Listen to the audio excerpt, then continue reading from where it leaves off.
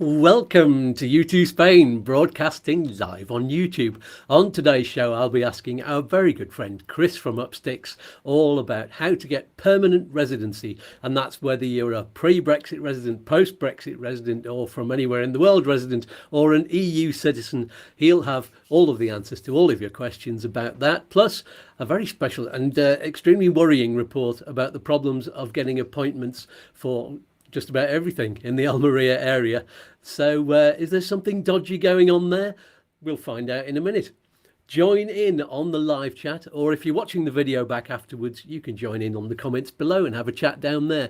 There'll be lots of information and lively chat from beginning to end, so stick around for the whole thing.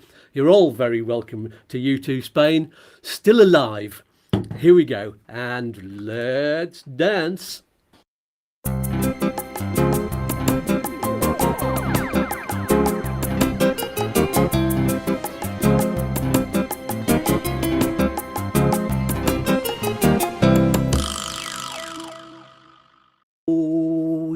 Groovy baby. Right then, just before we get chatting, don't forget to sign up for free to the monthly newsletter from the website YouTooSpain.com. It'll be there on screen all the way through. And a very quick mention for our friends at Smart Currency Exchange. I like to give them a mention and I highly recommend them. Our mate Jack Wiggs is on the show next week from there, but if you need to know more in the meantime, use the link below to get in touch with him. Excuse me, itchy nose today. And you can get a free account, so you may as well do it straight away. It's a good idea to do it well in advance of your move, or if you're buying a house, whatever. There's no obligation on that account, it doesn't cost a penny, and it helps YouTooSpain out too. As you know, it's a win-win-win with the cherry on top. So without further ado, let's meet my wonderful guest for today. It's Chris from Upsticks. Hola, matey. How are you doing? How you doing? You okay? Well, can you see me? Just seem to have a blank screen there. I can see a little bit of you. Is the signal a bit weak today? There we go. Sort that out. There you are. That's there we go. Perfect. I like your new hairstyle. Oh yeah, sorry. I'm very sorry. I'm not in the office today. I'm actually in Almeria, which we're going to discuss now. Yes, we will. So just to remind everybody, this show is also being streamed on Upsticks YouTube channel as well. You have pressed the button on that as well, have you, Chris? And I have done. Yeah, I have done. And my phone. Do you know what it is? I'm on my phone and I keep getting calls. It keeps blocking you. Sorry about that. Oh yeah, it's all right. There's a way of stopping that, but I can't remember how. Yeah, no. There's so if any of you have got another device that you can set up to watch on Upsticks at the same time, that would be good, because that'll give Chris the watch hours as well as YouTooSpain. And click on the subscribe there so you keep getting notifications. And Chris has to finish by, well, let's say 11:15 local time, so we're going to make sure we cover the basics, the foundations, the structure of permanent residency, and all of your questions, obviously, that are on the live chat.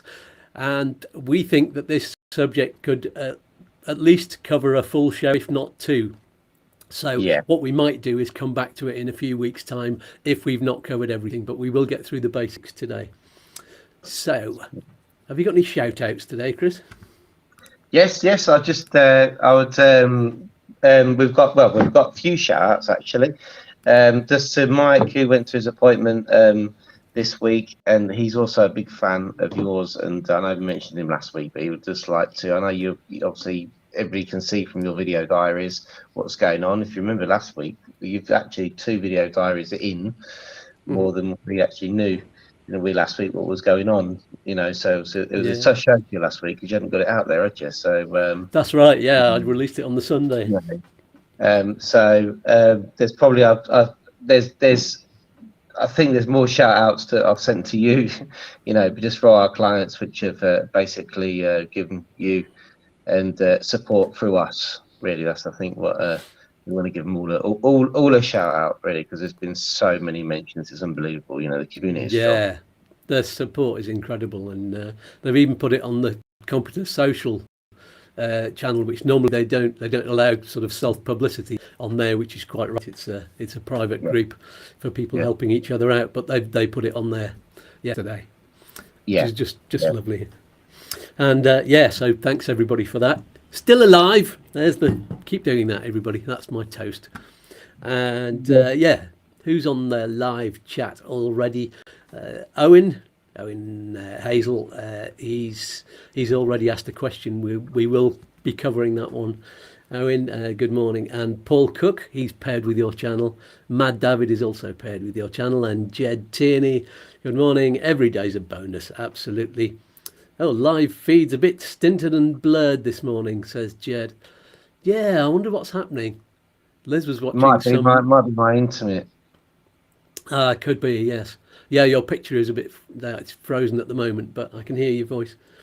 So we'll see how that goes. As long as we can hear you, that's all right. Yeah. Ant is on ANK. So I was a little bit late setting up 4 different devices. That's why it's all stilted, because Anthony's on he's on 4 different devices. He's slowing us down. No, that'll be slowing you down. I don't know how it happens. And thumbs up multi-times. Go you two and go Chris. So did I say Andy Cooper, John the Joiner, Paul Cook? He's got running on 2 devices, both channels. John McClue's there as well. Morning, guys. Great show. Yes. And morning to everybody. As you join up, your messages have come through. And when you do get answers to your questions in a moment, everybody smash that like button, as all of the annoying people on YouTube say all of the time. You don't have to smash it. Don't break stuff. But you can do it now if you want. Don't hit it twice because it cancels it out. So while I ramble on, you can do all of that stuff. And of course, subscribe to the channel if you haven't already. So before we get into the main topic of today, the permanent residency, let's get onto this awful problem of Almeria not getting appointments. And so you were there. Well, you were there yesterday, weren't you? Yeah. Well, the reason we came is because the reason I came was because they switched the appointment system last year around November time to a digital certificate platform. So you have to have a digital certificate to be able to reserve an appointment. And we thought, well, that's fine. We understand because there was a big scandal. I don't know if you saw it in the paper last year with a criminal gang from Marbella and Madrid, and apparently they published it as a criminal gang. I think it was just people sat behind their computers, to be honest. But they brought down this. They called it a criminal gang network. They called it. So there's some from Madrid, Marbella, and they named all the biggest cities in Spain. But I think it was just people who had probably worked out a way to use AI to nick appointments, basically. Yeah. So people are taking appointments, it's quite a common practice, and then selling them, right, to people.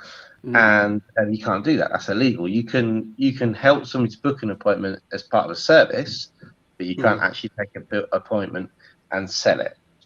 And so that came down. We thought, oh, brilliant, because that means it's not going to be as hard for us to get an appointment. And then they switched it to, as I said, you need a digital certificate, and then it just stayed the same. Basically, you just couldn't get appointments.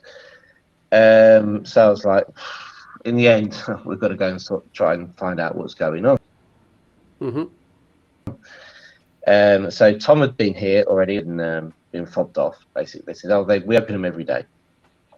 And another representative from another company who we know had come and basically just palmed him off. And so yesterday I went around all 3 of the police stations to try and find out what was going on. And quite shockingly, I mean, the first police station here at Almeria, they have a private security detail. Is this the one that you sent me the little video of? Yes. Oh, sorry. Yeah, that's the one I sent you. Tell you what, let me just play this tiny bit of video so everybody can see. This is what it looks like.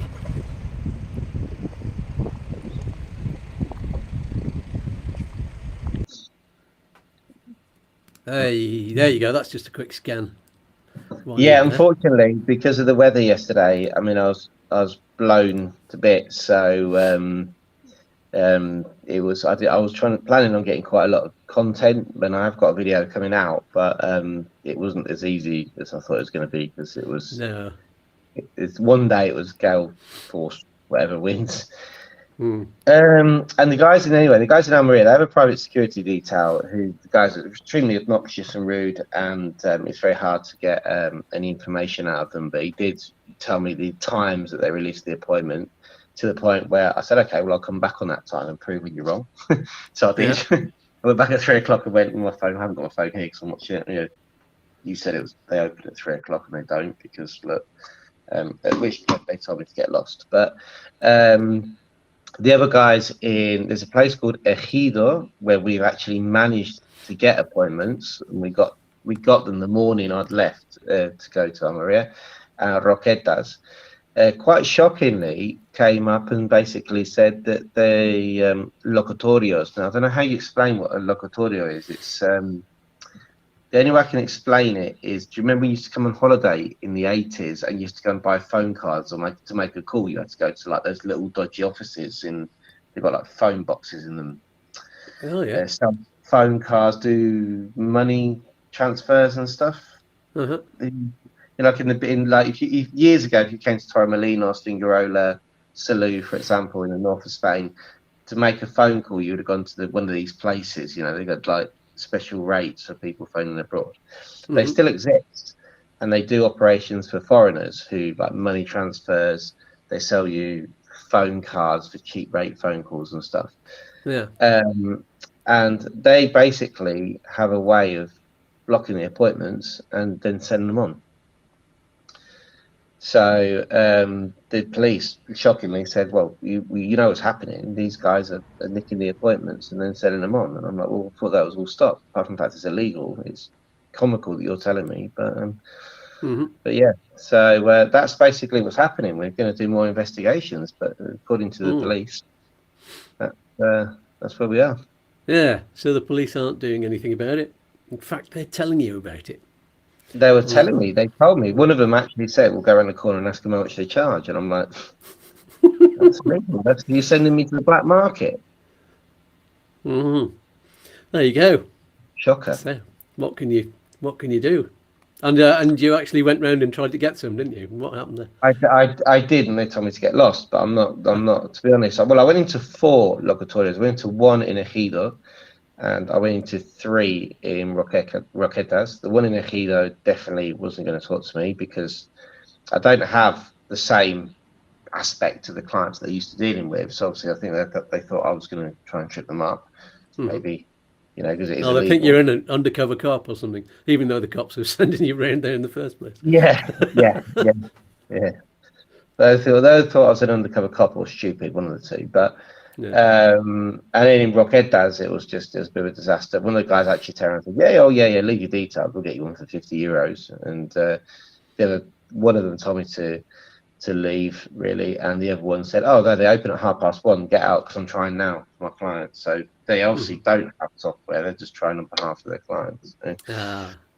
So I mean,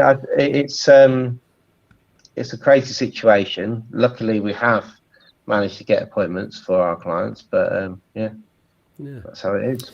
Okay, we'll continue to cover that in the coming weeks, and I'm sure it'll be on your channel as well. You'll update everyone.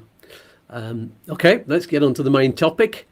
We're going to split this subject up into the 3 different sections. There's 3 different types of people who are going for permanent residency. So there's EU citizens, and then there's people on visas like the non-lucrative visa, and then we'll cover the withdrawal agreement, going from temporary to permanent on there as well. So let's start with EU citizens. Like me, this sounds like the easiest one. Is this the easiest one to do?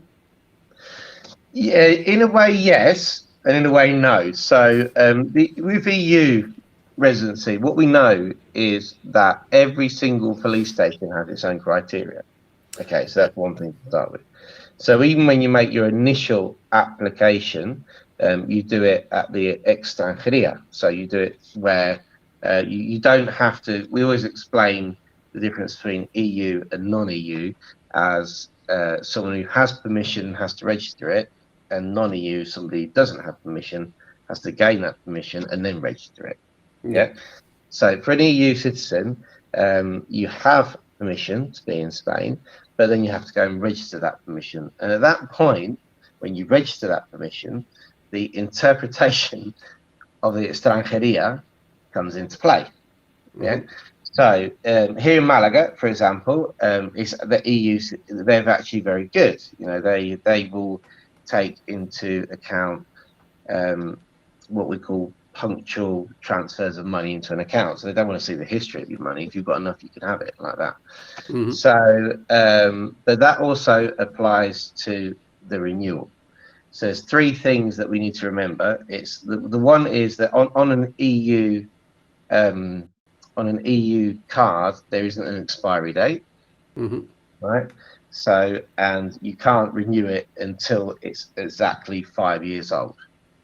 Okay. Right, so you have to look at your the date the card was issued, and then book your appointment for 5 years and 1 day, if you like. After that, they won't give you a permanent one until then. Right. Then, obviously, when you go to your appointment, you have to, and I confirmed this with Malaga, and I also confirmed it with Alicante. But there's a lot of other, regions who might have different verifications of what they asked for, but they both said that you have to bring the proof that you still have your funding and your healthcare in place. Right. Okay. So, which is slightly different to other permanent residencies. So, if you've obviously been living here, then you would have maybe tax returns. But when I spoke to them in Malaga, they said a tax return is only valid if it's backed up with a declaración vida laboral, so it shows that you're actually still working. Yeah. So, for example, in your case, you'd have tax returns, self-employment registration, but you'd have to take a vida laboral, which is the proof that you can print it from your digital certificate that you're still working, you're still registered as self-employed. Okay. Cool. All right. So, yeah, if you're working on a basis of you're retired and you've got healthcare, and say you're working with a pension or savings, then if you've got an S1, for example, you would have to take a recently printed certificate which proves that you still have access to the healthcare system. Right? So just a healthcare card wouldn't cut it. And the third thing is, evidently, if you've changed your address, you need to take a Padron certificate. Right. But only if you've changed your address. Yeah. That's what they said. Anyway. And is there a particular financial requirement if it's just money in the bank, or is it if they can see that you're working and money's coming in, you don't need the EPREM, or do you still need that in the bank? Here in Malaga, it's just if you're working. In other areas of Spain, it's 100% EPREM for the main applicant, and if you've got a beneficiary, it's 50% of that. So, I think that's 7,200 for the main applicant a year that you got to show you're earning, and then 50% of that on top if you've got a beneficiary per beneficiary. But it's what the thing about EU is that the minimum requirements, you would need that in Spain anyway to live. So there should be no, I mean, if you haven't got the minimum requirements to show, it's because you're hiding something. Yeah. Sorry, but it's blatant, but it is, there's people like, well, how much do I have to show? Well, you have to show let's call it $7,500 for the initial applicant and half that for each beneficiary. And you would need that to be able to survive in Spain anyway. Right. So does that cover everything? Any particular documents that you have to bring apart from that?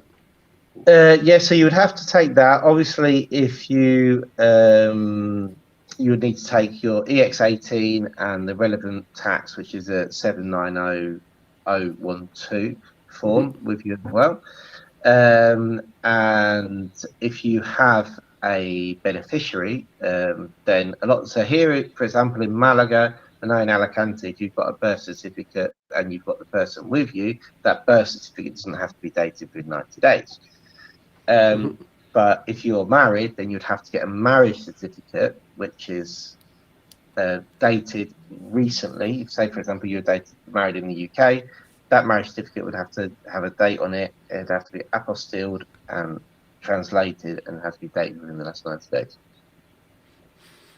Great stuff. Let's just see if there's any comments down there. Oh, Ant says he remembers those little shops where you buy your phone cards. And Tim Hawkins says good morning all, and John the Joiner says good morning as well. Yeah, no other questions apart from Owens. Should we get onto that one? Oh, so that's the non-lucrative visa. We'll answer that when we get to the non-lucrative visa. Is that everything about the EU that we need to say for now? That's the basics. Yeah, I think that's it. Yeah, I mean, look, you get it for 10 years. So once you've got it, it's a permanent card. They call it, so you go from being EU temporary to permanente, okay, which basically they'll give you another, if you're an EU citizen, they'll give you like your card, they'll give you another green card, and it just says permanent on it, and then at the end of 10, basically you keep that card, okay. It's not like the third country national cards, which we're going on to now. You don't have to renew that card. That it's for 10 years, but basically as long as you don't throw it away, put it in the bin or whatever, you're fine. But the problem is the state of the cards. They don't last that long. They're bits of paper. They have said that they're going to do a plastic one soon. Is it this year or next year? They're talking I haven't about seen it. that. Have they said that? I haven't seen that. I've probably got my head buried in work. I haven't seen that. I didn't see. Yeah, I mean, I've not seen it mentioned for a few months, but yeah, there you go. All right. We shall look out for that. I hope they do. I hope they do. I mean, it will never have a photo on it because that'd be contrary to the EU law. Really, you don't have to identify who you are if you're an EU citizen. You just have to prove the registration. But something a little bit more substantial than that card would be better. Oh, absolutely. Yeah, I keep it. I just got it in my wallet and hidden behind the plastic things. That of course it's not laminated on one side. Then that's the side that's not laminated is the important one. It's got all your details on it. And a very good point is you can't laminate it. Okay, now I've been in Granada before, where in Malaga they're very, very strict. They say laminate that and you'll be facing an official document. And I've been in Granada when the guys turned around and said, "Oh, laminate that so it doesn't get like ruined." And you can't deface a document. It's the same as when you're presenting like bank statements to a consulate. You can't write on them. All right, they've got to be original in their state. Okay. So don't laminate your card. That's good to know. I had somebody say don't laminate the actual card, but take photocopies of it and then laminate that and carry that around and tell them, if say, look, this isn't the official one, this is a copy of it, and I can show you the official one, and if you want me to present it anywhere, then if your Spanish is that good to be able to go through that kind of thing, then that'll save your card. Put it in like a glass case in your house or something. Yeah. Well, in theory, you're supposed to walk around with your photo ID and your card everywhere, which is quite hard on the beach, isn't it, when you're just wearing your Bermudas? But most people would carry a copy. Or some, I've heard in some places like Alicante, they'll accept a notarized copy, but in theory, you're supposed to carry your passport and your residency card. They're supposed to be making the new one. This is what I heard. Whether it's true or not, they're supposed to be making it a photo ID one as well. So, like the TIE, so it's kind of proper ID then. Oh, really? Yeah. So you don't have to carry your passport around anymore. Although officially, you still should carry your passport. So I've still got my Irish passport sort of carried with me, but I'm just thinking, I don't really want to carry that everywhere. I don't want the problem of if somebody nicks a bag or something. Then I have to apply for everything. That would be awful. And the expense of it as well. Jed's saying, this is an interesting question. Would there be any problem in having an S1 from the UK but going for residency using my Irish passport? No, not at all. That's it's common circumstance, and a lot of people do it. But the difference between when you go for a visa, for example, and go for EU residency, you don't need to pre-register that S1 with the Social Security here in Spain. God, I hope that covers that question, Jed. Yeah, we'll get to Owens in a second.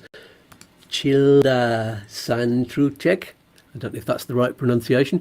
Morning, I have an EU passport but reside in South Africa. I'll be moving to Spain in 2025 to live permanently. Do I still need to become a permanent resident if I'm retired and won't be working? I'd better explain the difference between permanent and temporary then. Yes, sorry. The temporary, you have to register as resident. You'll have a temporary residency period for the first 5 years, and then you'll switch that for a permanent residence. And yes, if you intend on staying in Spain more than 90 days, then you have to register. Yeah, there we go. And this is an interesting one. Must I open a Spanish bank account when I apply for the non-lucrative visa, sir? Don't need one for the initial application, but it's depending on how you're going to be doing your renewal. It's probably a good idea to have one once you're here. Yes, and it saves on a lot of what is it called, apostilling and translating. If you've got, especially if you're talking about somewhere in a language that's not easily readable, like. Yeah, definitely. For the renewals, it's I did a video on this actually. We sent it to our clients on our channel. But basically, if you're using savings or passive income, you have to prove it's savings. You have to prove the bank it's in, and if it's passive income, you have to prove the origin of the funds and how much you're getting and where it's paid to. So if any of that is not in Spanish, you put it translated.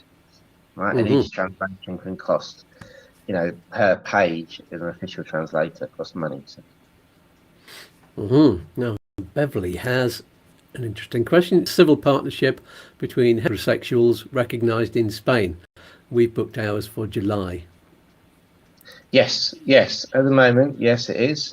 We haven't had a problem for EU. Well, for non-lucrative visas, we've never had a problem with civil partnerships.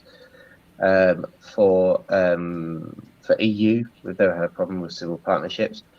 Though, can I say, I spoke to a colleague of ours in the bank the other day because we crossed paths when we were all paying our taxes, and she had a problem with an EU family member who had a civil partnership that came from the country, not from the country of origin of the EU citizen.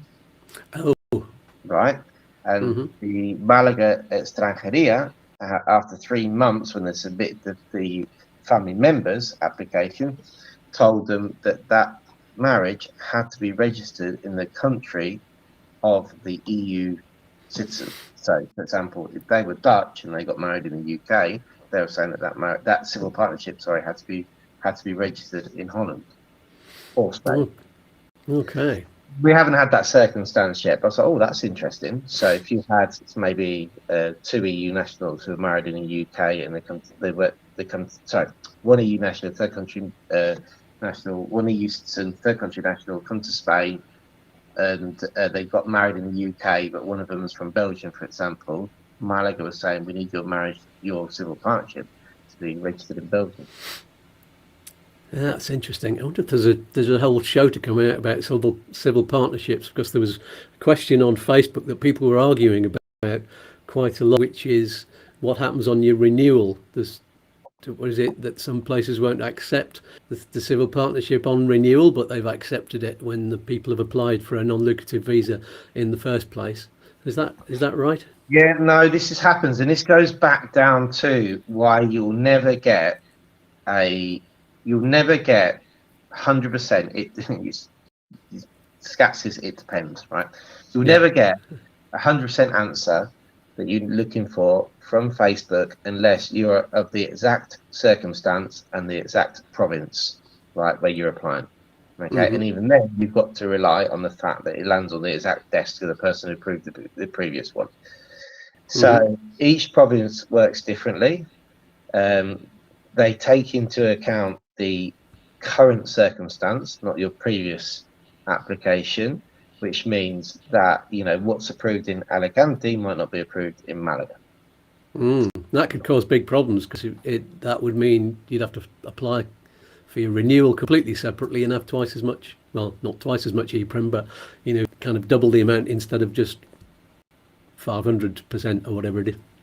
Yeah, I mean, like things like this. One of the biggest things that catch people out, which is, and deviating slightly from our subject, is like the S1. So in the UK, you can get an S1 if you're not married and don't have a civil partnership but live with somebody. No problem. I'll give you an S1. But then, and you can get your visa on that basis. That's not a problem. Okay, so as long as you meet the financial requirements. But when you come to doing the renewal, they won't renew. They won't renew because you can't register the S1 here with the Social Security because they want a marriage certificate from the person that gave you the right to the access to the healthcare. So you can actually get your visa, come to Spain. If you're not married, you've got an S1, you go to Social Security and say, oh, by the way, I'd like to register this. They tell me, say, where's your marriage certificate? So, oh, no, I've got my visa on the basis that we live together. They're like, we don't care. So, Beverly's saying, so do they need to register? That should say, she's corrected that. So they need to register their civil partnership in Ireland rather than in the UK, presumably, now that she's got an Irish passport. Yes, that would help. Yes, sorry, yeah. Why not? I'll get that done. Belt and braces, as we say. Belt and braces, yeah. And it might be a case if you go to all that problem and they don't even ask for it, but.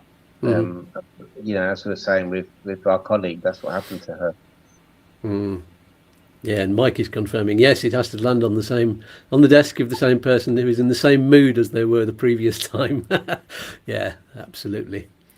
The big it depends question. And the problem you've got is between EU and third country nationals is EU citizens, you actually get to go and have the conversation and discussion at a desk with a person, right? Like it used to be in the old days here with the Brits, I've been in many appointments where I've gone, actually, no, I'm going to explain to you why you should accept this. Whereas non-EU renewals, it's all done telematically, so you can't have that argument in person, so you have to be able to put the best case forward. Great stuff. And Andy's saying, applauding Chris for answering so knowledgeably. I'm glad I can say that with these teeth. Such a range and variety of questions. Bravo. Absolutely. Click on the like button, everybody. And let's see. I haven't mentioned this lovely thing up the top. That if you want to buy me a cup of coffee, I could do with one right now. So click on that and donate, everybody. Thank you, and thank you to Ant and Kez for buying so many coffees for over the time, especially last week. I think you went and bought 10 or something last week, which was fantastic. That's so generous. Thank you, mate. And they gave me a superstar on my channel as well. Thank you for that. Yes, excellent. So maybe we should go to the little mid-show point right now, and then we'll finally get to Owen's question and everybody who's on the non-lucrative visa. So let's get on to that. Let's have a message, as usual, from me and my alter egos and Doogie Dog about the wonderful things. Oh, somebody's hit the QR code. Brilliant. About the wonderful things available to you as YouTooSpain fans. So here we go. Take it away, Skatz and friends. See you in a moment. This show is very helpful to you, isn't it? And you're enjoying it too. Then click on the thumbs up, you lazy colonel. I don't have any thumbs. You can use your nose, Doogie. And don't forget to subscribe as well. And rub on the bell for notifications while you're there. It's all free. Information is valuable. I need a coffee to keep my pecker up. So why not show your appreciation by buying us a coffee or 3? There's a link in the video description below. No! Use the QR code! I own the company, you know. No, you don't, Colonel. It's there for the whole show, sweetie. Just point your camera phone at it. But wait! If you think all the help and information and entertainment you get here is worth more than just a few coffees, you can support YouTooSpain with a regular monthly amount. They're not getting my money! You don't have any, Colonel. You live in a hostel. There's a link to Patreon where you can find out what about extra groovy movies you get by helping out? Oh, I'm all a quiver. One more thing. Get on with it. There's a guest waiting. Goodness knows why. The beautiful watchers are waiting too. And the ugly ones. That's enough, Colonel. There are lots of vital things that YouTooSpain gets you access to, and discounts too.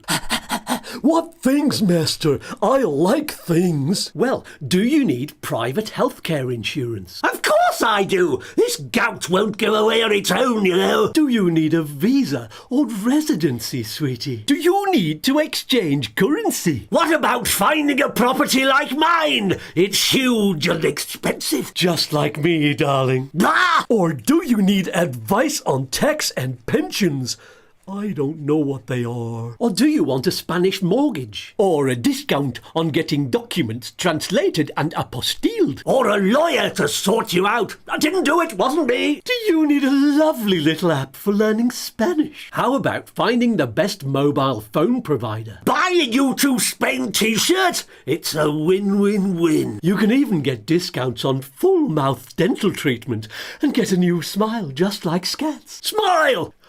All of the links are here. Down below, sweetie. If you can't find them, ask me in the comments. Are you finished yet? I need to go and kick some servants. He's not a very nice human. No, he's not. But let's get back to the show, shall we? Back to Skatz in the studio. That was my line. Oh, stop being beastly and be a good little boy. I am a good boy. You are, Doogie. Back to you, Skatz. Lovely. I am a good boy.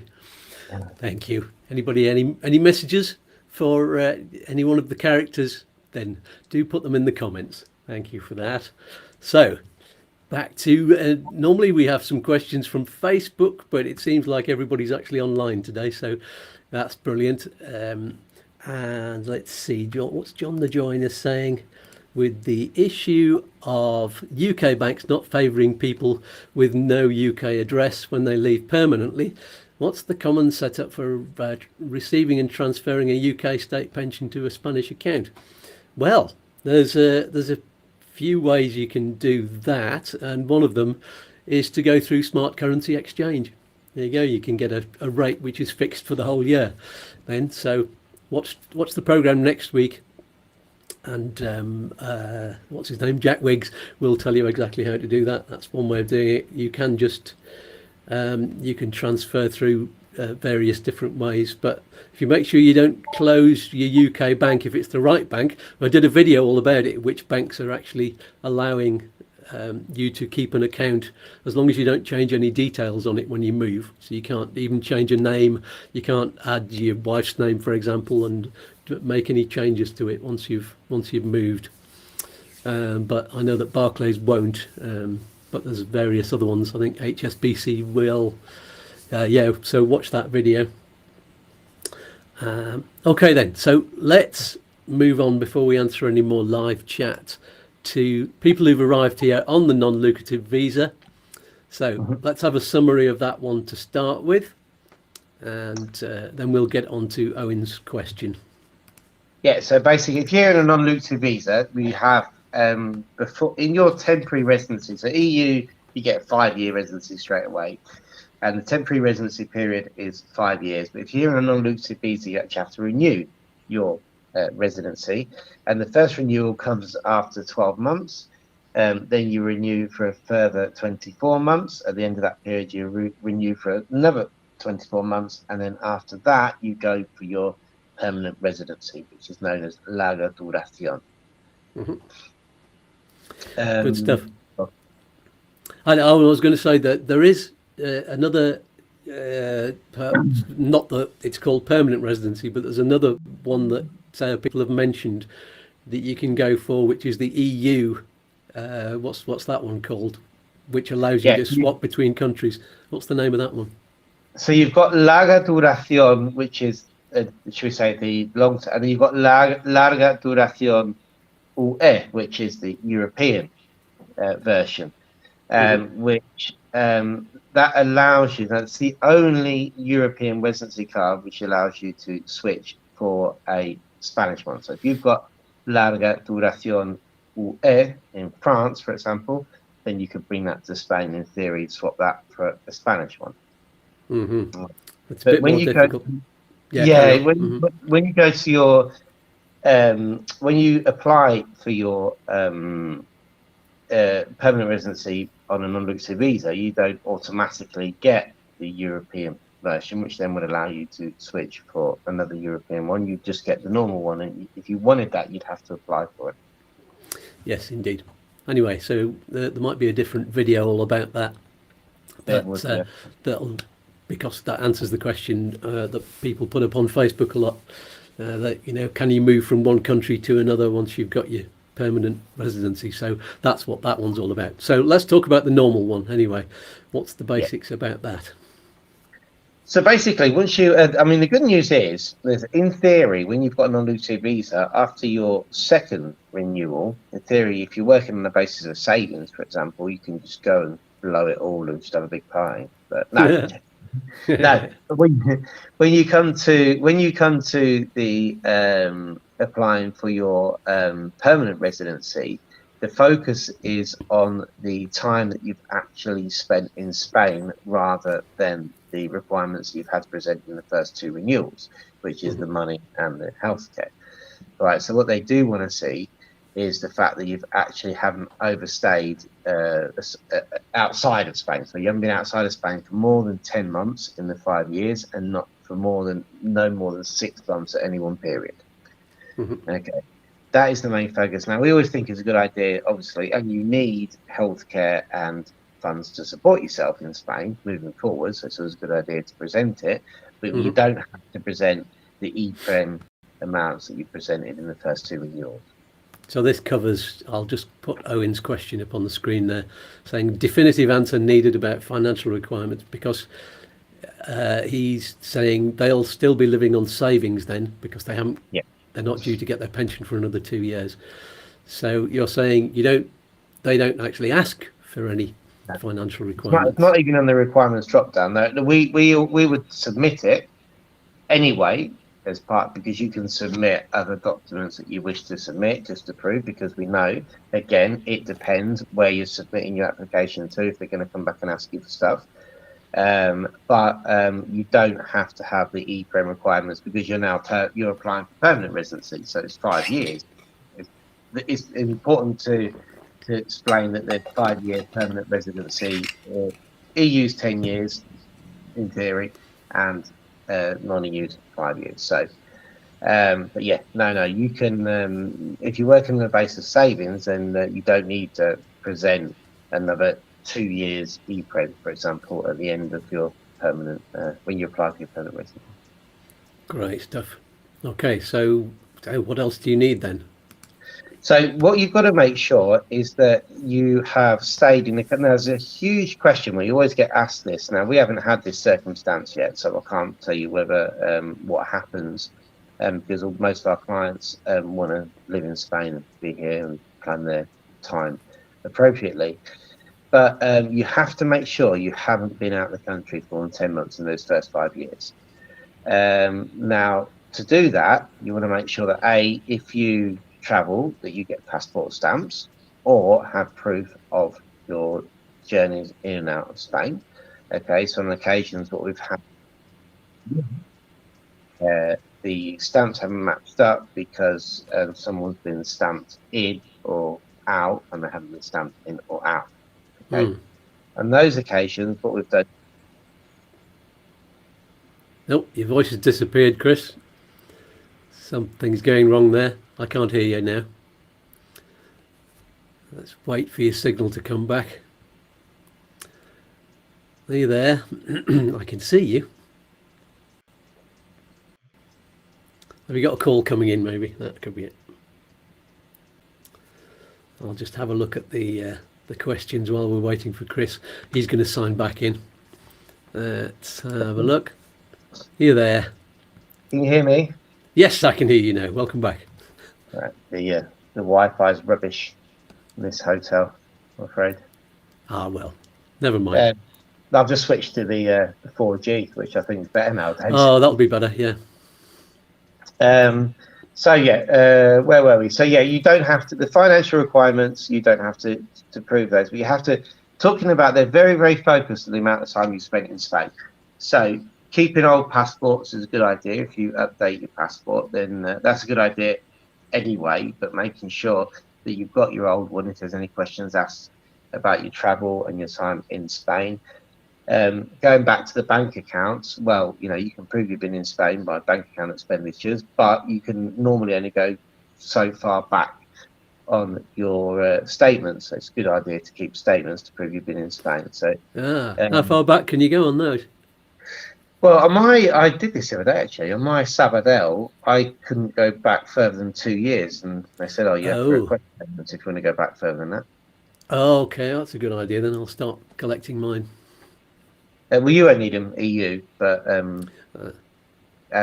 with Lisbon, well, we're going to get onto the EU family members, aren't we, in a minute? But certainly for people going on a Lucia visa, it's belts and braces if you think you've got any questionable stamps in your passport to prove that you've been here. Yeah. And again, it's one of those flexible things where they say prove you've been here, and you know, with any means possible. So you know, anything that you've got, if you've got any sort of questionable travels outside in the first 5 years, is worth keeping. Okay, so it's very much looking back rather than looking forwards. This. Yes, very much so. Yeah. So to get the permanent residency from a non-Lucia visa, it's very much looking back and making sure you've evidently you can't have criminal records. So you know, don't go and rob any banks or anything like that, or get any barbers. Or, you know, you can't if you've got a criminal record. Though I did hear they were actually changing that, where, well, you know what, you shouldn't have a criminal record anyway. What they were saying was that if there was, say for example, you got an accidental criminal record, i.e. you were charged with something that quite possibly, maybe it's, I don't know, say a car incident, for example, where you ended up circumstantially with a criminal record, that they may consider that. But certainly if you go and do something stupid, you would not be granted your permanent residency. Yeah, best stay away from those stupid things. Yeah. So, any questions? Don't go into locutorios in Almeria. That's probably the best thing. Yes, and buy up everybody's appointments. Oh, thank you, whoever that was, hitting on the QR code. Brilliant, thank you for that. Mike Ripper says that Nationwide Bank are okay too. They'll keep your account open if you move away from the UK. Good to know. Yes, I think that one's in the video as well. I mentioned that. Guna Rocky says, who is Tony from Cambridge, he says further down, I'm an avid fan, usually silent. One of these. Yeah. I'm moving to Spain in August on a golden visa, giving advice about my experience. I got married in the South Pacific. How lovely. Now I need a newly issued apostille certificate. And he carries on with an apostille translated into official Spanish. It must be valid for 6 months. Trying to get the certificate issued chronologically correctly when you are miles away. Don't leave it too late, as island time means very slow, he says further down. So, 90 days, it's not 6 months. I don't know why it's being told 6 months. It's 90 days. So the only document valid for 6 months is the ACRO now, criminal records. Okay. The marriage certificate needs to be within 90 days. Good to know. Michael Arthur says, my wife and I are looking at emigrating to Spain in the next couple of years. Our adult daughter and her partner would like to live with us like they are now in England. We're going to apply for an NLV. So that's not a question. Well, they'll have to apply separately, won't they? The daughter and partner. If the daughters and partner are over 21 and they're not medically or financially dependent on them, then yes. Yeah.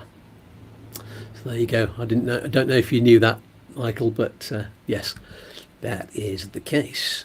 Oh, we recently had a case, actually. Hopefully I'll meet them soon, but we used to have a case for a family in Lanzarote where the daughter moved over and she was over 21.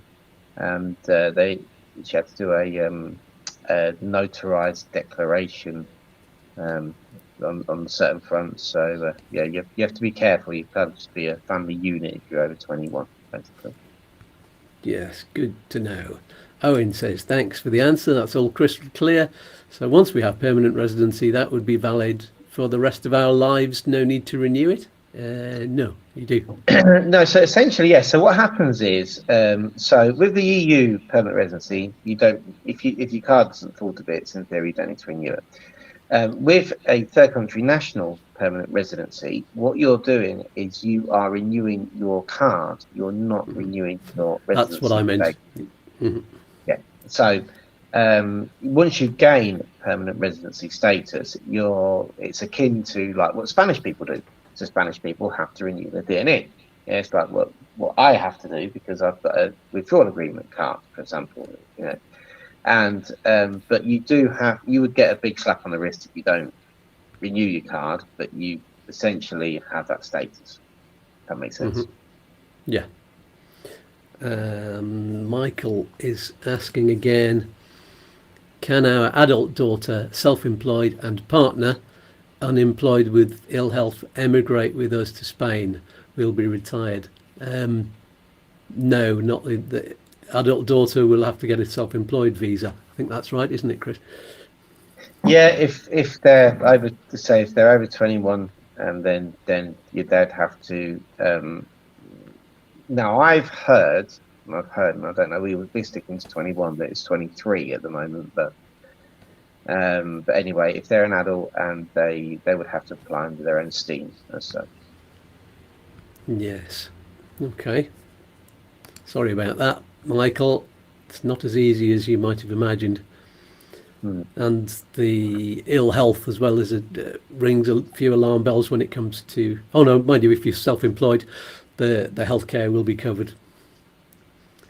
Yeah, it's one of those things where, you know, if for example, now there's a big misunderstanding about giving people money for an unlimited visa, and I'll probably be shot down in flames for saying this. But say, for example, you are funding a sibling to come over. You can't just give somebody money to qualify for the visa. Yeah, if you've got savings, you say, well, I want my family to come with me. We know they're not going to save. They're not going to. I've got enough money to fund my family to come.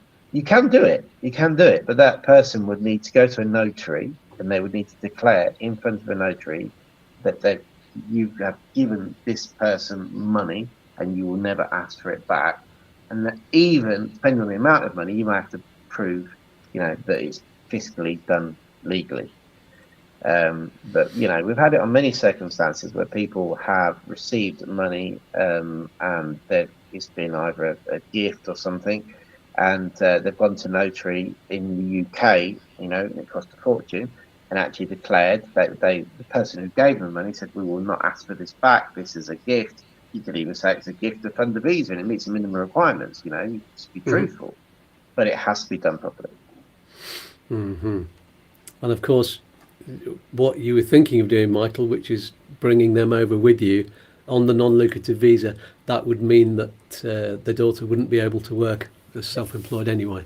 So that's another thing that's sort of denying part of what you're trying to do. Yeah. Mark Weston says, hi, I've got the old green A4 residency. Can I continue travelling with this? I have a property in Spain and want to stay up to 6 months. So is that the, yes, what is that, Chris? So the old green was, so basically the history of the residencies, EU residencies in Spain, was that initially we got before 2007, we got a photo ID card. Then when the rule changed that wasn't needed for EU citizens, and that's why I'm shocked that they're going to bring the photo ID card for EU citizens back, because that changed back then when they said that the ID card has to be issued from the country of origin. You know, so for example, Ireland issue them, but the UK don't. Yeah. And then when they switched from issuing the photo card to just being a EU registration, we got this big certificate. It was huge. It was like an A4 thing you had to carry around with you, which fell to bits, and it was a nightmare. And then when they decided that wasn't the best idea, what they did was they still printed the certificate, but they had the little cutout bit in the middle, and the cutout bit you keep, and they keep the rest of it, which is what you got. Now, if you've still got that A4 certificate, then you can, in theory, as long as you've lived in Spain, switch it for a TIE card, which is very advisable if you've got a British passport and you've got an A4 certificate. But if it looks like Mark's not living in Spain. Well, shouldn't have residency then. Yeah, so it's not valid anymore. Depends how long you've been out of Spain.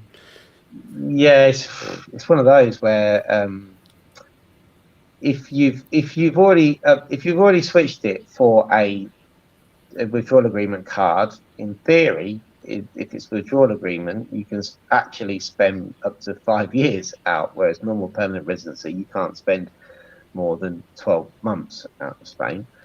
So Mark might be able to switch it for a TIE card and then spend up to 5 years. Very, very, very great area with the withdrawal agreement. So in theory, if Mark's still registered on the system, you maybe have to go to an extranjeria, use that A4 card, switch it for a permanent one, and still leave. Within right. But I would say that if you're not a resident in Spain, then it's not a good idea to have residency. No, and this long after the withdrawal agreement, anybody trying to say, "Oh yeah, I've been resident, I've just not done it yet," is going to have a bit of trouble, I should say. Anti saying what it says on the police's computer. Yeah, and Anti saying 26 viewers, 13 likes. Support both channels with more likes. Absolutely, I've got 44 people watching at the moment. It's obviously a different screen anyway. It tells me something different after I close down anyway until when we finished. So there we go. Owen says thanks once again. Lovely. Oh, and Barry from Unitech is with us. He says, morning chaps, a bit late to the party this morning. There, slap on the wrist for Barry. Have you got a note from your gran? Can we ask Barry which one's Ant and which one's Deck? That's my question to Barry, because he wrote a comment on one of my videos and I was like, I need to know which one's which, because he called us Ant and Deck.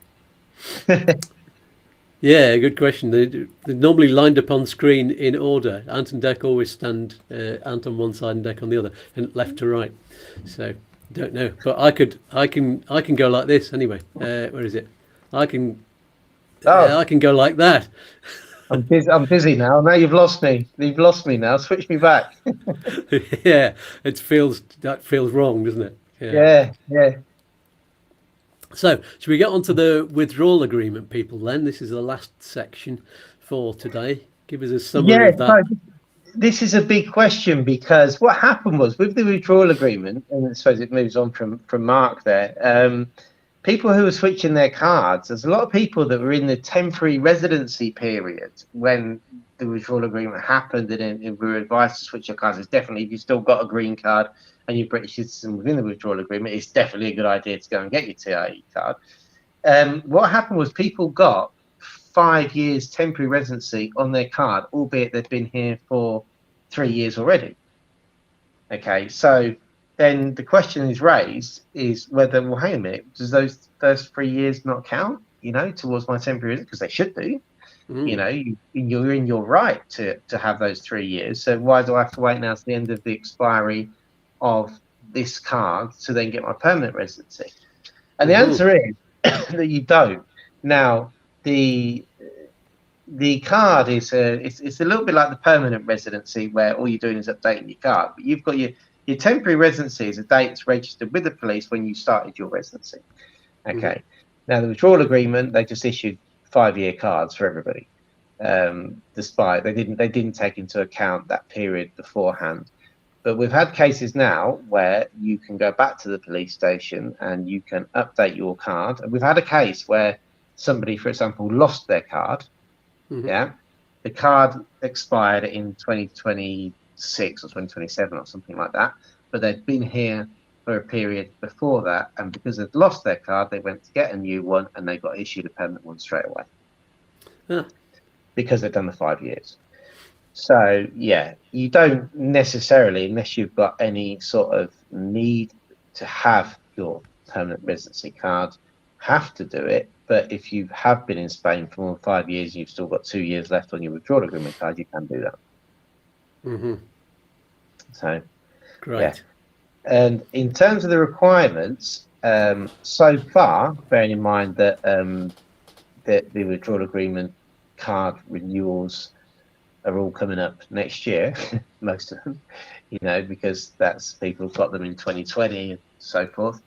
They have asked for proof of healthcare and financials in line with the EU platform, not anything else. Mm-hmm. Let's get on to the most important question, which is the Ant and Deck question.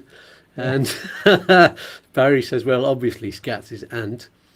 And for those that don't know, Chris did a video on his channel with Skatz as his guest.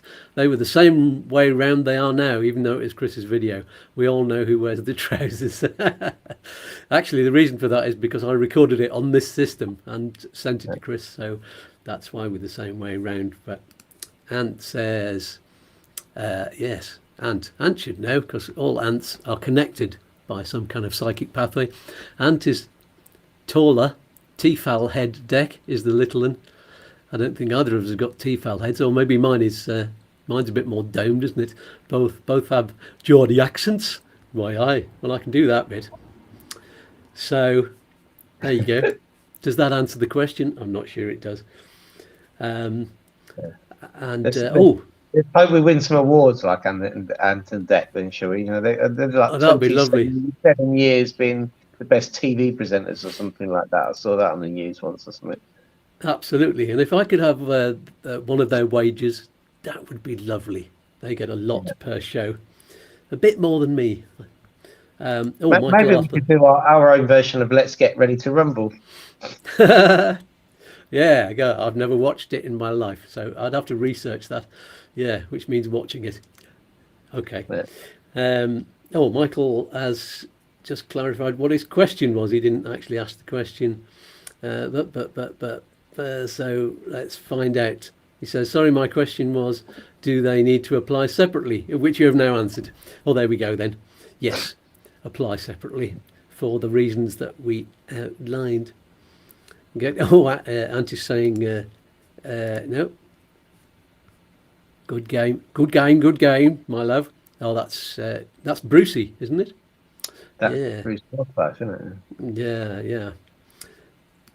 Thanks for that anyway. And just answer Andy Cooper's question. Have the new EPREM figures been released for 2024 yet? He keeps asking this. No, we've got a bet running in the office how much they're going to go up if it goes up. So. Yeah. Do you think it's late because they're not going to put it up, or are they just not?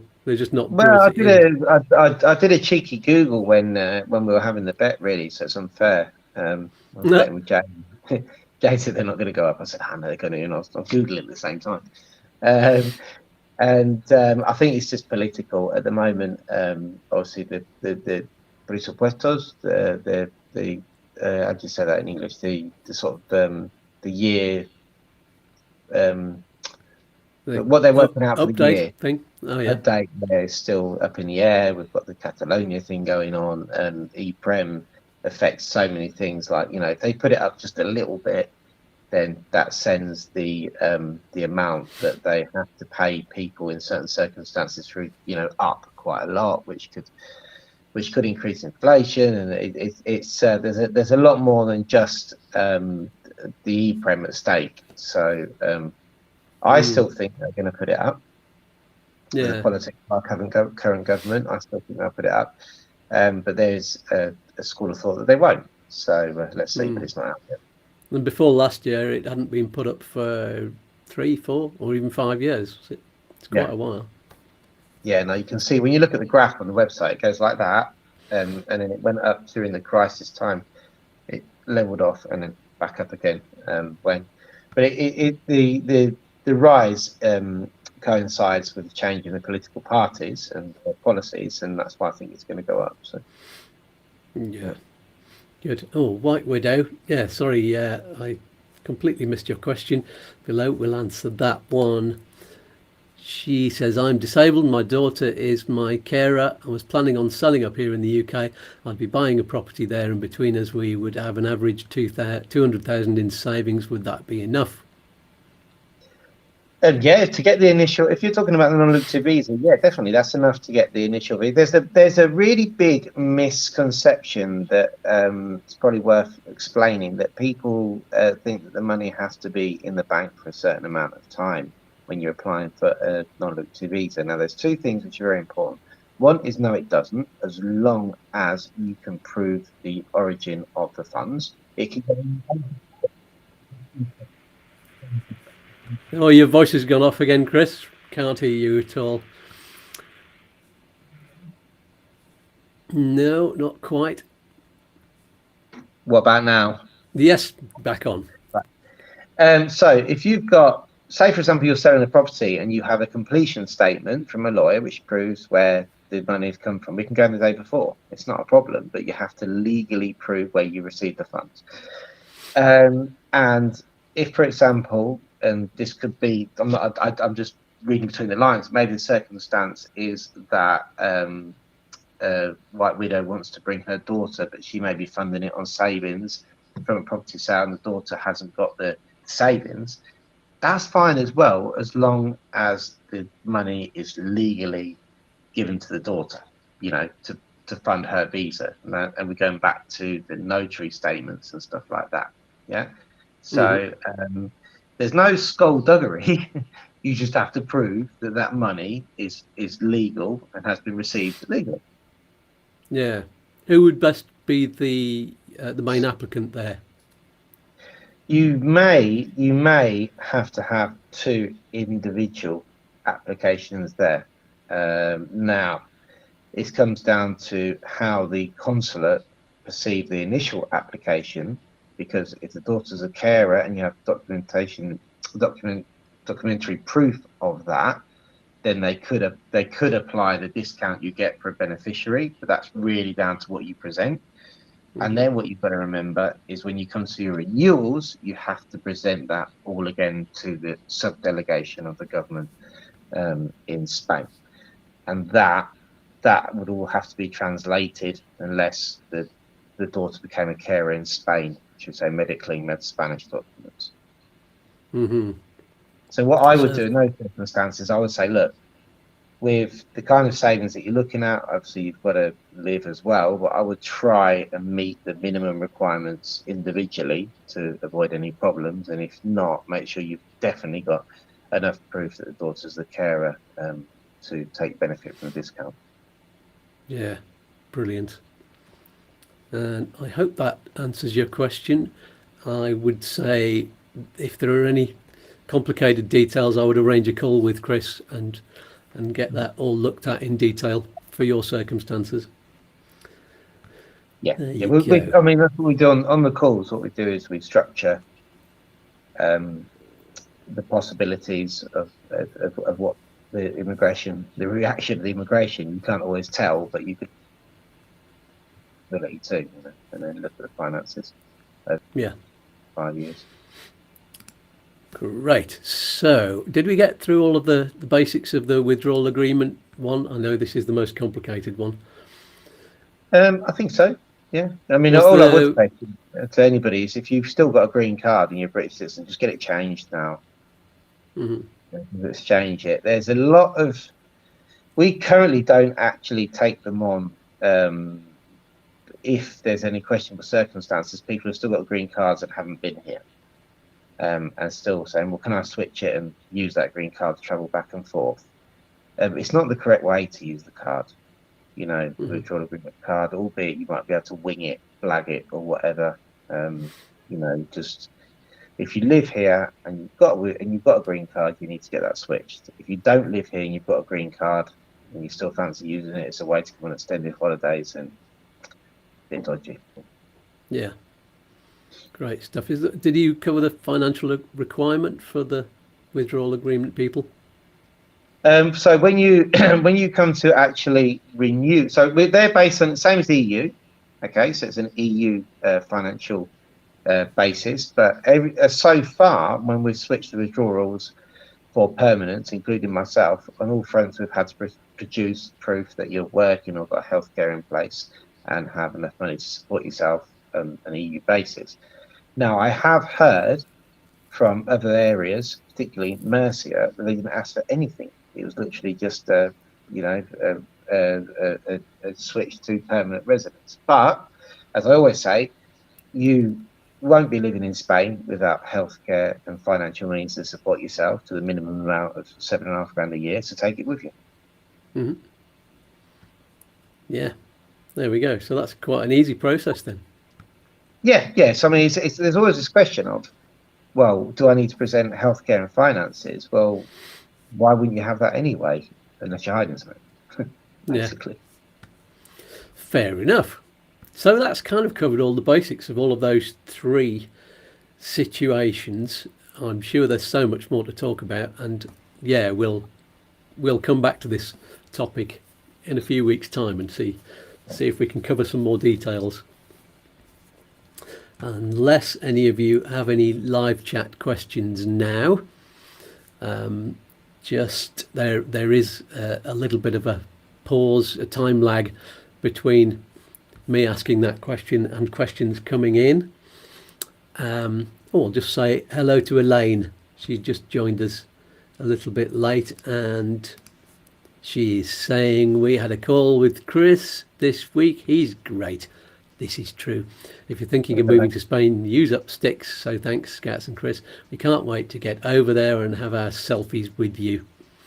Brilliant. Yes, we must do more of that. We should get together all of the clients that have joined because of this show, and with Chris, and gather together for a big picture, or just individual pictures in different areas. I think it's a testament to, with what you're going through at the moment with your video diaries and stuff like that, and it's just the community is awesome. Oh, we've lost you again. All of these brilliant words. Are you there? No, still can't hear you. That's a shame. You were saying some lovely things there. No, still nothing. While we're trying to sort that out, if you have any more live chat questions and comments, or even if you're watching back afterwards, don't forget you can put them in the YouTube comments below, and after we go off the air. Don't put them on some random Facebook expat group. Put them below YouTube so that everyone benefits who is watching the video. As we always say, it is a win-win-win with a cherry on top. Now we've lost Chris completely now. There we go. Let's put that on the screen while we're waiting. And let's see if he's there now. Are you there? Yes, we're back again. I was just giving them all the usual bump. Don't forget to smash the like button. Thank you to the 7 people who've done the QR code. That's fantastic. Anybody else wants to do that before the show finishes? That would be lovely. Yes, Barry says problematica technical. What language is that? It's sorry about that. It's the NAF Wi-Fi 4G. I've got a nice view from here. Do you want to see the view? Oh yeah, shows the view. Good live view. What I was saying was, when I was getting all sentimental there, but I was saying it's just a testament to the community, because not only I'm doing these weekly update things now, and people are just coming through with so much good information that we're using, but obviously the messages that we've had for you through our platform has been incredible, and I think it's amazing. really nice. You don't realise, do you, until... No, I've spent so much time over the last few days answering people's messages because I want to personally reply to everybody and say thank you. It's tremendous. Well, let's have a look then. Oh, look at that. So this is Almeria. You're right on the front there. Yeah. Still can't hear you properly, but we're getting a good picture there. There you go. Oh, I can hear you now. That's lovely. Yes. Go Yes, there. it's very nice. It's a NAF hotel. That's why it was. I thought, oh, that looks amazing because it's quite cheap for 2 nights. And I know why now because it's a bit naff, but the view's good. Yeah. Oh, there's a question from Gunnarocky. Chris, you commented that 90 days for newly issued marriage certificates. Where did you get this information from, as it conflicts with the Spanish embassy? That's interesting. That's we've always said. So the 90-day rule, if I can pull out the normativa, I'll send it to you. But the 90-day rule is always applied for birth registry documents, basically. But certainly, Rocky, if you've got a link to where a Spanish embassy says it's valid for more than 6 months, then please send it. Yes. So yes, let's go. We recently had one for a birth certificate as well. So now we need a recently updated birth certificate for 90 days. And I thought, well, the person's here in front, they're alive. There you go. But the Spanish embassy getting confused with the ACRO certificate, I wonder. But anyway, yes, send that document to Chris if they've said otherwise. I mean, I can see from your next comment that somebody at the Spanish embassy is talking out of their backside, because he's saying also, what language tests and knowledge of Spanish culture do you need for permanent residency rules? Again, the Spanish embassy have emphasised this.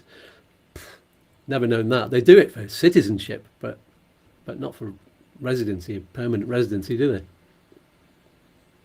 No, but what does help, and this is very good too. And I actually had this conversation yesterday with Costa, who I hope you're watching. Costa, who's our guy in Valencia and a great colleague of ours. Is because the interpretation of the laws and the publication of the requirements is sometimes different in different embassies and different areas. When we're writing something, we always have to refer back to an articulo, where it says stuff on the various immigration laws and stuff like that. Now, the interpretation might be different, and they might have published material which proves what the interpretation of their law is, and you can use that as a tool when you're making applications, depending on where you're applying to, and keep that. So we have like various screenshots and stuff from requirement letters, for example. Some people, for the NLB, they interpret the financial requirements differently in Almeria to Malaga, and then we get a requirement letter, and then we can refer back to that if we have another case which is similar, saying, but you asked for this is why we've presented it. So certainly, if you're doing a Rocky, if you've got that from whatever consulate you're applying to, then send it across, because if their interpretation in 6 months, albeit it should be 90 days, then we could probably use that, and it helps them. And you said you were from Cambridge, so that would be, is that Manchester or London? London. Yeah. Yeah, London. It goes all the way up to just below Peterborough, doesn't it? Yes. Yeah, we know Peterborough. Yes, absolutely. And Barry's saying, what's that bright, shiny, lighty thing outside? Yes, you're unfamiliar with that over in the UK, aren't you? It is the sun. It's the Spanish sun. It's only available in Spain, I'm afraid. So you'll just have to come over here. I think we've been begging for rain for so long. It's literally like we need rain. And the one time that I could probably have a Friday afternoon stroll around Almeria yesterday, it absolutely pulled it down. I just stayed in the hotel. Yeah, it did it. It was lots of rain here yesterday as well, and that's good. I can see it's still sunny out there, but I'm looking at the sky and there's a very dark cloud over the mountains in the background. So we might have a bit more rain today, with any luck. I always say, let's have some rain every night, overnight. That's perfect. And of course, that's even better in the summer if that happens, because then it gets time to soak into the ground before it evaporates. But it very, very rarely does it in the summer. So, but yeah, while we're in winter and spring, that would be lovely. No, we need the rain, I'm afraid. Yes. So I think that's about all for the questions now. And we did say we'd try and let you go by 1:15. So before we find out what's happening on next week's show, which I've actually already mentioned, but let's say a massive thank you to Chris for helping us all so much, and give him a massive virtual hug and a kiss. And we'll see you again in 2 weeks' time. I'm not sure what we're talking about. We might revisit this subject, or we might find something else to talk about. I think we said we're going to. Well, like Oh, can't hear you again. Oh, that's terrible. That's good time. Never mind. We'll sort it out. Pamela Allen has a question about the S1. Let's say goodbye to Chris, and I'll talk about that one for now. So bye for now, Chris. See you soon. And yes, Pamela, if you want to know about the S1, I suggest you go to Chris's channel, his YouTube channel, because he's made very recently a video all about it, and it's very detailed. We did do a show all about the S1 only a couple of months ago.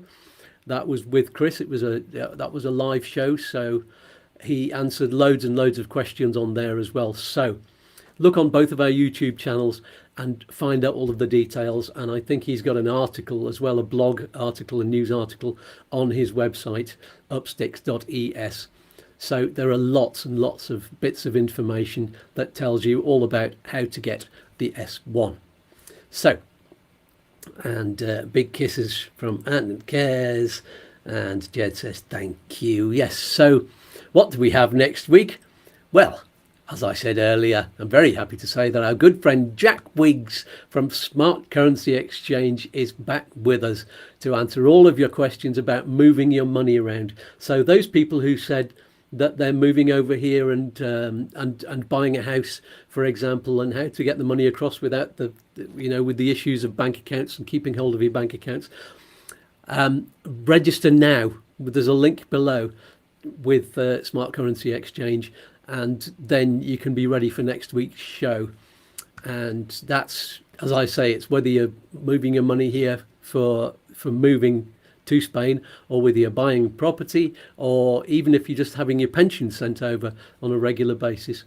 There's lots to tell you, and we'll have a great chat about that next week. Jack is lovely, and I'm glad he's coming back on. And so you can have your questions ready on and even put them on the Facebook page and group, YouTooSpain Community Facebook group. That's what that one's called, and the Facebook page is just called YouTooSpain. Or you can ask under this video or any of the videos.